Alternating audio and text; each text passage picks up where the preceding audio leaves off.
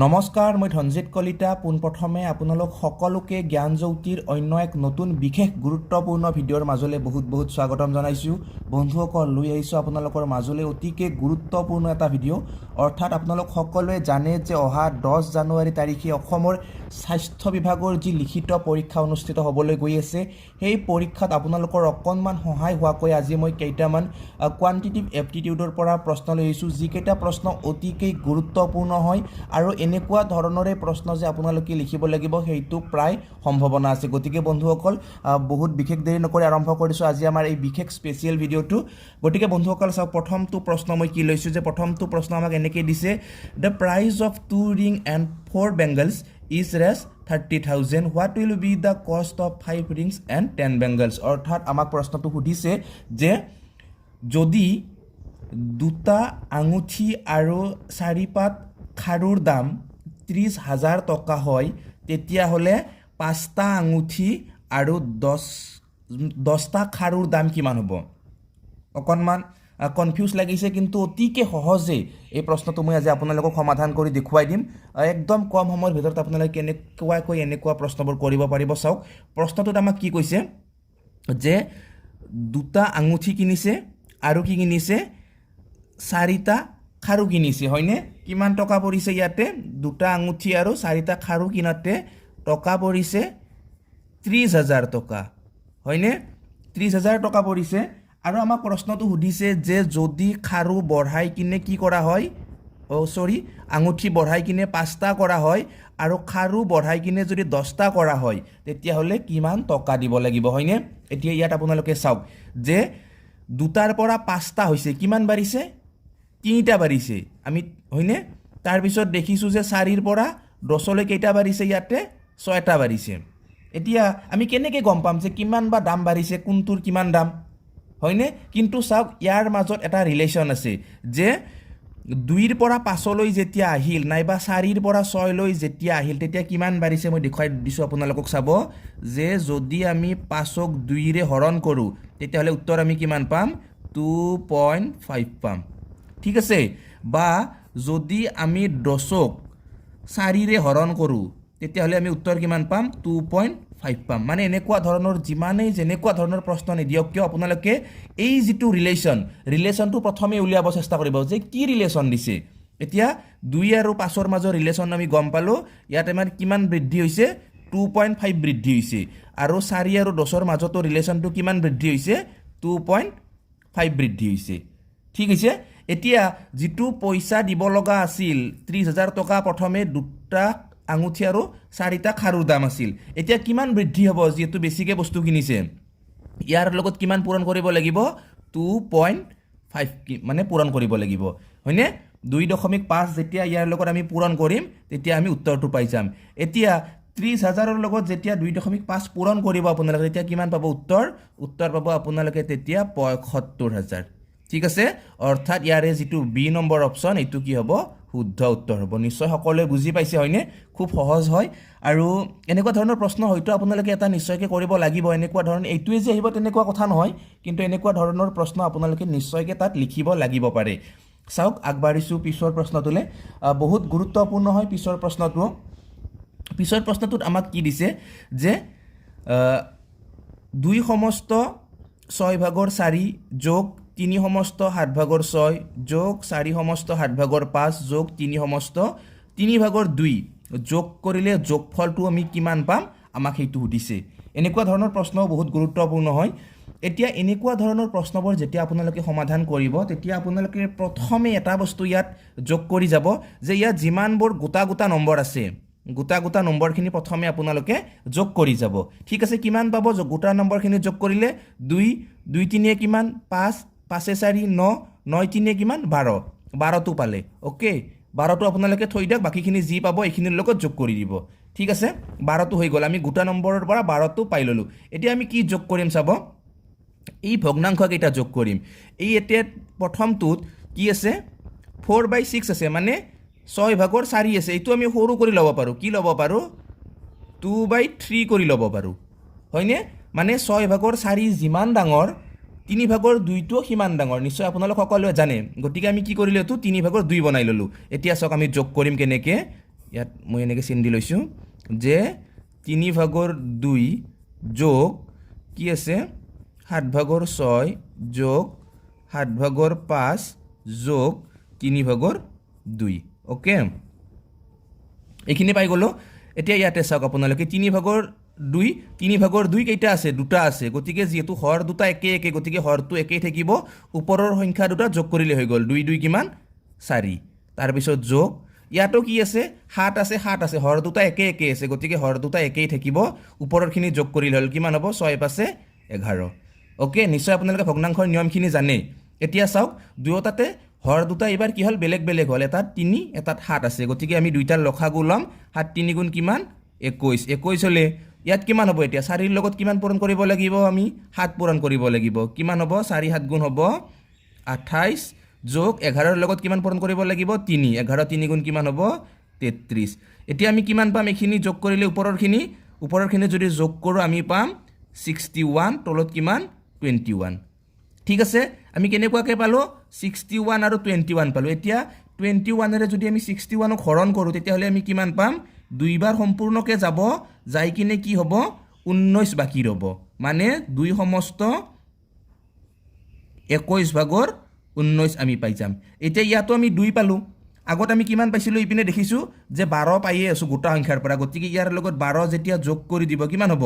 12 × 2 = 14 তাৰপিছত 21/19 হয়নে পাই গ'ল আপোনালোক সকলোৱে বুজি কিমান হ'ল উত্তৰটো 14 সমস্ত 21/19 এইটো হ'ব কি এই প্ৰশ্নটোৰ শুদ্ধ উত্তৰ অৰ্থাৎ ইয়াৰে 1 নম্বৰ অপশ্যনত এই শুদ্ধ উত্তৰটো আছে এইটো কি হ'ব শুদ্ধ উত্তৰ হ'ব ঠিক আছে আগবাঢ়িছোঁ পিছৰ প্ৰশ্নটোলৈ পিছৰ প্ৰশ্নটো কি দিছে they find the perimeter of a rectangle which length 12 centimetre and area equal 60 centimetre square মানে আমাক প্ৰশ্নটো এনেকুৱাকৈ সুধিছে যদি এটা আয়তৰ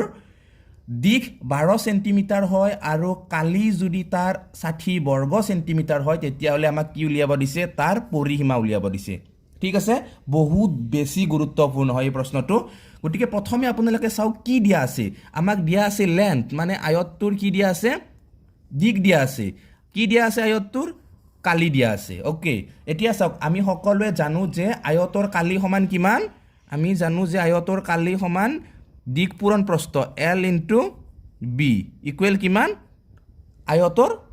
কালি হয়নে গতিকে আয়তৰ কালি কিমান দিয়া আছে আমাক ইয়াতে 60 দিয়া আছে L টোতো দিয়া আছে L কিমান দিয়া আছে 12 সেন্টিমিটাৰ দিছে হয়নে পূৰণ B টো আমি নাজানো B আমি প্ৰথমে উলিয়াব লাগিব সমান কিমান 60 গতিকে বা আমি যদি B টো উলিয়াই লওঁ B ৰ লগত 12 টো কি হৈ আছে পূৰণ সেইপিনে গ'লে কি হ'ব হৰণ মানে 60ক যেতিয়া 12ৰে আমি হৰণ কৰিম তেতিয়া আমি কিমান পাম 5 পাম মানে আমি B পাই গ'লোঁ B মানে কি আয়তটোৰ প্ৰস্থ আমি কিমান পালোঁ 5 সেন্টিমিটাৰ আয়তটোৰ দিক দিয়া আছে কিমান ইয়াতে 12 সেন্টিমিটাৰ এতিয়া পৰিসীমা সহজে ওলাই যাব আয়তৰ পৰিসীমা কেনেকৈ ওলাই আয়তৰ পৰিসীমা উলিওৱা সূত্ৰটো আপোনালোকে মনত ৰাখিব 2 পূৰণ দিক যোগ প্ৰস্থ ঠিক আছে এইটো কি হয় আয়তৰ পৰিসীমা উলিওৱা সূত্ৰ গতিকে 2 টো 2 থাকিব এজ ইট ইজ বহি যাব হয়নে L আমি কিমান পাইছিলোঁ L টো দিয়া আছে প্ৰশ্নটোত 12 যোগ আমি B কিমান পালোঁ 5 হয়নে গতিকে 2 পূৰণ 12 পাছে কিমান 17 সমান কিমান হ'ব 2 17 গুণ 34 মানে 34 কি হ'ব এই প্ৰশ্নটোৰ শুদ্ধ উত্তৰ হ'ব ওকে 34 ক'ত আছে B নম্বৰ অপশ্যনটোত আছে গতিকে B নম্বৰ অপশ্যনটো কি হ'ব ইয়াৰে শুদ্ধ উত্তৰ হ'ব নিশ্চয় বুজি পাইছে হয়নে গতিকে চাওক এইবাৰ আগবাঢ়িছোঁ তাৰ পিছৰ প্ৰশ্নটোলৈ বহুত বেছি গুৰুত্বপূৰ্ণ এই প্ৰশ্নটো আপোনালোকে একদম মনোযোগেৰে চাব এটোত বদমাছ ৰুল আমি ইউজ কৰিব লাগিব কি দিছে দে সিম্পলিফাই দ্য ফলোইং তলৰ এইখিনি আমাক কি কৰিব দিছে সমাধান কৰিব দিছে এতিয়া কি দিছে চাওক 36 বিয়োগ 2 চন্দ্ৰবন্ধনীৰ ভিতৰত দিছে 20 যোগ 12 হৰণ 4 পূৰণ 3 বিয়োগ 2 পূৰণ 2 ব্ৰেকেট হে গৈছে যোগ 10 বহুত গুৰুত্বপূৰ্ণ লগতে বহুত বেছি দেখাত টান যেন লাগিছে হয়নে কিন্তু আমি টান বুলি ভাবিলে নহ'ব সহজে ওলাই যাব ইয়াৰ এনসাৰটো প্ৰথমে আমি চাব লাগিব ইয়াতে যে কেনেকৈ কৰিম আপোনালোকে মনত ৰাখিব ইয়াতে কি হ'ব বদমাছ যিটো ৰুল বদমাছ ৰুল ইউজ হ'ব বদমাছ ৰুল মানে কি আছিলে প্ৰথমে ব্ৰেকেটৰ কাম তাৰ পিছত অফৰ কাম তাৰ পিছত ডি মানে ডিভিয়েশ্যন মানে হৰণৰ কাম তাৰ পিছত এম মানে কি পূৰণৰ কাম তাৰ পিছত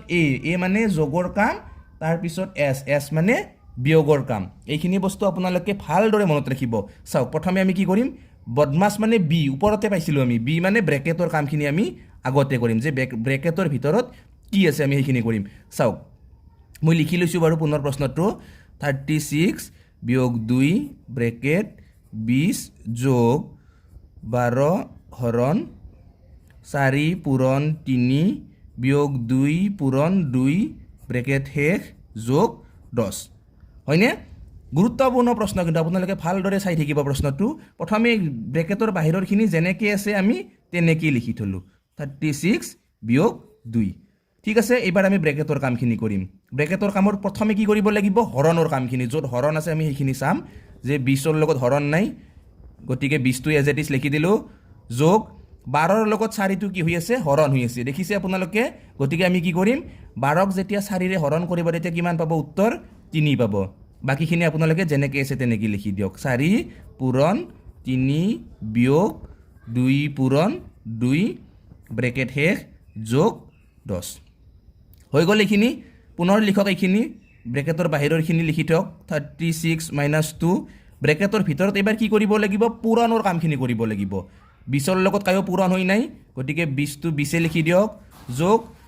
3ৰ লগত 3টো কি হৈ আছে পূৰণ হৈ আছে হয়নে গতিকে 3 3 গুণ কিমান হ'ব 9 বিয়োগ 2ৰ লগত 2টো কি হৈ আছে পূৰণ গতিকে 2 2 গুণ কিমান হ'ব 4 তাৰপিছত ব্ৰেকেট শেষ কৰি দিয়ক তাৰপিছত 10টো এজ ইট ইজ নমাই দিয়ক অ'কে ক্লিয়াৰ কাট বুজি পাইছেনে আপোনালোক সকলোৱে তাৰ পিছৰখিনি চাওক কি দিছে 36 তো 36এ লিখক তাৰপিছত -2 -2 to -2 লিখক তাৰপিছত এইখিনি যেতিয়া সমাধান কৰিব কি হ'ব 20 আৰু 9 যোগ কৰিব লাগে প্ৰথমে হয়নে 20 এ 9 কিমান হ'ব 29 বিয়োগ কিমান 4 যোগ কিমান আছে 10 ঠিক আছে এইবাৰ চাওক 36 বিয়োগ 2 29ৰ 4 গ'লে কিমান 25 ইয়াত একোনে মানে কি চিন আছে পূৰণ চিন আছে গতিকে 2ৰ লগত কি হ'ব লাগিব এইবাৰ 25টো পূৰণ হ'ব ঠিক আছে তাৰপিছত যোগ 10 এইবাৰ ব্ৰেকেট শেষ হৈ গ'ল আমাৰ ব্ৰেকেট নোহোৱা হৈ গ'ল আপোনালোক সকলোৱে দেখিছে হয়নে ব্ৰেকেট নাই এতিয়া আমি প্ৰথমে কি কাম কৰিম পূৰণৰ কামখিনি কৰিম 36 বিয়োগ পূৰণখিনি বিয়োগত থাকিব হয়নে দেখিছে 2টো বিয়োগাত্মক সংখ্যা গতিকে ইয়াত কি আছে 25 2 গুণ হ'ব 50 তাৰপিছত যোগ কিমান হ'ব 10 ঠিক আছে তাৰপিছত আপোনালোকে চাওক ইয়াত আমি কি পালোঁ এটা 36 এটা 10 এই দুটা কি আছে যোগাত্মক সংখ্যা ধনাত্মক সংখ্যা মানে হয়নে আৰু এইটো কি আছে ঋণাত্মক সংখ্যা গতিকে ধনাত্মক দুটা আমি একেলগে যোগ কৰি ল'ম বিয়োগটো বিয়োগত ৰাখি দিলোঁ -50 প্লাছ 36 10 কিমান হ'ব 46 ইকুৱেল কিমান হ'ব ইয়াতে এনচাৰ -4 হ'ব দেখিলে আপোনালোক সকলোৱে গতিকে ইয়াৰ এনচাৰ আমি কিমান পালোঁ -4 পালোঁ গতিকে ইয়াৰ অপশ্যনত ক'ত আছে একেবাৰে শেষত যিটো অপশ্যন আছে এইটো কি হ'ব এই প্ৰশ্নটোৰ শুদ্ধ উত্তৰ হ'ব ঠিক আছে নিশ্চয় আপোনালোক সকলোৱে বুজি পাইছে হয়নে এবাৰ আগবাঢ়িছোঁ ইয়াৰ পিছৰটো প্ৰশ্নলৈ চাওক পিছৰ প্ৰশ্নটো কি দিছে the find the value of x মানে আমাক কি কৰিব দিছে এক্সৰ ভেলু উলিয়াব দিছে কি দিছে যে যদি 7:42 ইকুৱেল 10:x হয় then what will be X okay যে এক্সৰ যিটো মান সেই মানটো কিমান হ'ব যদিহে 7:42 হয় আৰু এক্সৰ লগত অনুপাতত যদি 10 থাকে ঠিক আছে এনেকুৱা ধৰণৰ প্ৰশ্নবোৰ আপোনালোকে একদম সহজে কৰিব পাৰিব কোনো ধৰণৰ একো বেছি ভাবিব লগাও নহয় জেনেৰেলি চাব যে 7ৰ লগত 42 হ'ব লাগিলে কি কৰিছে ইয়াতে দেখিছোঁ যে 7 6 গুণ 42 গতিকে 10 6 গুণ 60 এনচাৰতো আছে 60 গতিকে এইটো শুদ্ধ উত্তৰে হয় ভাবিব লগা বেছি নাইয়ে হয়নে কিন্তু কিছুমান কেতিয়াবা আপোনালোকক ইমান সহজকৈ নিদিব পাৰে টানকৈ দিব পাৰে তেতিয়া আপোনালোকে অকণমান ভালকৈ বস্তুটো কৰিব মানে লিখি কৰিব বস্তুটো মই কেনেকৈ লিখিব বস্তুটো কৈ দিছোঁ যে এনেকুৱা অনুপাত মানে কি হয় অনুপাত মানে এটা ভগ্নাংশ প্ৰায় যে 7:42 তাৰ মানে 42/7 সমান 10:x মানে কিমান x/10 এনেকুৱা মানে বস্তুটো এতিয়া এইটো কেনেকৈ ওলাব যদিহে এইটো সাইড সমান আৰু এইটো সাইড সমান গতিকে দুটা সমান সাইড যদি আমি এক্সৰ মান উলিয়াব লাগে কি কৰিব লাগে আমি বজ্ৰ পূৰণ কৰিব লাগে কেনেকৈ বজ্ৰ পূৰণ কৰিম এনেকৈ কৰিব লাগে হয়নে তলে ওপৰে কৰিব লাগে গতিকে 7x গুণ কিমান হ'ব 7x গুণ হ'ব 7x তাৰপিছত সমান কিমান হ'ব 42 10 গুণ হ'ব কিমান 420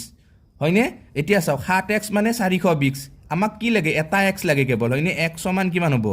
420 হৰণ কিমান 7 গতিকে এইটো আমি কিমান পাম এনসাৰ 60 পাম ঠিক আছে আমি এনেকৈ চালে এনসাৰটো 60 পাই গ'লো কিন্তু আমি প্ৰথমে আমি যেহেতু সহজ আছিল একদম আমি দেখি কিনেও শুদ্ধ উত্তৰটো কৰিব পাৰিছোঁ কিন্তু কেতিয়াবা ইমান সহজকৈ নিদিবও পাৰে হয়নে তেতিয়া আপোনালোকে এনেকুৱাকৈ কৰি চাব ঠিক আছে গতিকে বন্ধুসকল আজিৰ ভিডিঅ'টোত আছিল ইমানখিনিয়ে কেনেকুৱা লাগিল আজিৰ এই ভিডিঅ'টো চাই আপোনালোক সকলোৱে জনাব যদি আপোনালোকৰ অকণমান হ'লেও হেল্প হোৱা বুলি ভাবিছে এই ভিডিঅ'টোৰ জৰিয়তে তেতিয়াহ'লে আপোনালোকে এই ভিডিঅ'টো সকলোৱে লাইক কৰিব আপোনালোকৰ যিমানখিনি বন্ধু বান্ধৱী আছে সকলোলৈ ভিডিঅ'টো শ্বেয়াৰ কৰিব আৰু যদি আপোনালোকে এতিয়ালৈ মোৰ চেনেলটো ছাবস্ক্ৰাইব কৰা নাই তেতিয়াহ'লে চেনেলটো ছাবস্ক্ৰাইব কৰি ওচৰতে থকা বেল আইকনটো প্ৰেছ কৰি থৈ দিব কিয়নো মই যেতিয়াই ভিডিঅ' আপলোড কৰিম তেতিয়াই আপোনালোকৰ মোবাইলত নটিফিকেশ্যন আটাইতকৈ সোনকালে যাব গতিকে বন্ধুসকল আজিলৈ এৰিছোঁ লগ পাম পুনৰ অন্য এটা মোৰ নতুন বিশেষ গুৰুত্বপূৰ্ণ ভিডিঅ'ৰ সৈতে তেতিয়াহ'লে বাই বাই জয় আই অসম